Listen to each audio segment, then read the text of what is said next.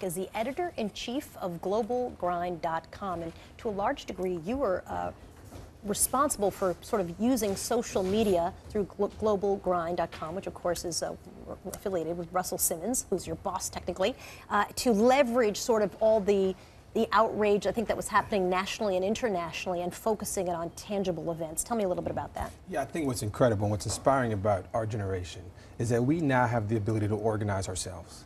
Right, so we can go to Twitter, we can go to Facebook, we can go to YouTube, and we can start talking to each other and saying, look, we want to talk about this issue now. We don't have to wait for the traditional media to talk about it. We don't have to wait for other folks to talk about it. We want to talk about it. So we organized, we started talking about it, we started putting Trayvon Martin's name out there and his story out there, and on Monday morning we all woke up and we said, let's march. Let's have a rally. We wore hoodies. I wore my hoodie today in tribute to Trayvon, and thousands of people showed up yesterday and supported Trayvon, and it was amazing to see his mother and his father there as well. You wrote on globalgrind.com, I will never look suspicious to you. Even if I have a black hoodie, a pair of jeans, and white sneakers on, in fact, that's what I wore yesterday, I still will never look suspicious. No matter how much the hoodie covers my face or how baggy my jeans are, I will never look out of place to you. And you go on to say, because I'm white. What do you want the message to be out of this march? I think, you know, if I had to speak directly to white people, I think the challenge is this.